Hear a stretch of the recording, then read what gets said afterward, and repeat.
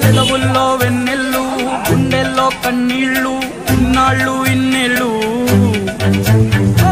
అచ్చంగా నీ వల్లే మా సామి కళ్ళల్లో చూసామి తిరణాళ్ళు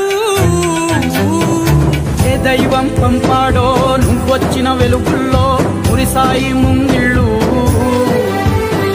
మా పుణ్యం పండేలా ఈ పైన మేమంతా నీ వాళ్ళు అయినాళ్ళు అడుగు మోపిన నిన్ను చూసి అదిరి పలనాడు ఇక కలుగు దాటి బయట పడగా బెదరడా పగవాడు పండగలా దిగి వచ్చావు ప్రాణాలకు వెలుగిచ్చావు రక్తాన్ని ఎరుపెక్కించావు ఓ మా తోడుకు తోడయ్యావు మా నీడకు నీడయ్యావు మా అయ్యకు అండై నిలిచావు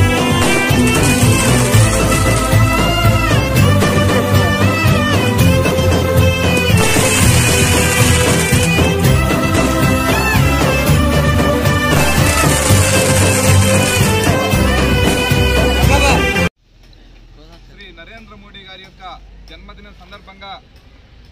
ఈరోజు పెద్దపాలెం ఈరోజు దేశంలోని ఒక మారుమూల గ్రామంలో సైతం నరేంద్ర మోడీ గారి నాయకత్వం గల నరేంద్ర మోడీ ద్వారానే ఈ దేశం కానీ ధర్మం కానీ కాపాడబడతారనేసి ఈరోజు ఇంత పెద్ద ఎత్తున నరేంద్ర మోడీ గారికి జన్మదిన శుభాకాంక్షలు తెలుపుతూ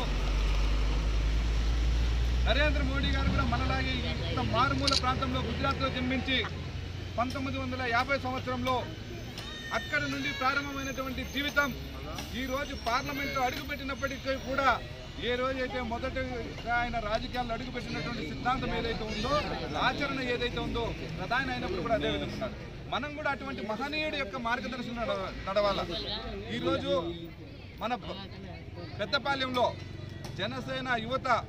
భారతీయ జనతా పార్టీ నాయకులు అందరూ కూడా పెద్ద ఎత్తున కార్యక్రమం చేయడం ఏదైతే ఉందో దీన్ని నేను సంతోషిస్తూ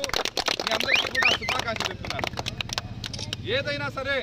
యువతతోనే ప్రారంభమవుతుంది, యువతతోనే మార్పు ఉంటుందని మన రాష్ట్రంలో ఉండేటువంటి సోమ వీర్రాజు గారు కావచ్చు, పవన్ కళ్యాణ్ గారు కావచ్చు, లేదా ఈ దేశ ప్రధాని నరేంద్ర మోడీ గారు కూడా చెప్తున్నారు. అది స్ఫూర్తి తీసుకొని ఈ యొక్క పెద్దపాలెం నుండి మనం కూడా ఈ రాష్ట్ర భవిష్యత్తును మార్చడం కోసం 2024-23లో జరిగేటటువంటి అసెంబ్లీ ఎన్నికల్లో కూడా జనసేన భారతీయ జనతా పార్టీ జెండా అసెంబ్లీలో మనందరం కూడా పనిచేయాలని ఆ యొక్క నాయకుల యొక్క స్ఫూర్తితో మనం ముందుకెళ్లాలని మీ అందరినీ కూడా కోరుకుంటున్నాను.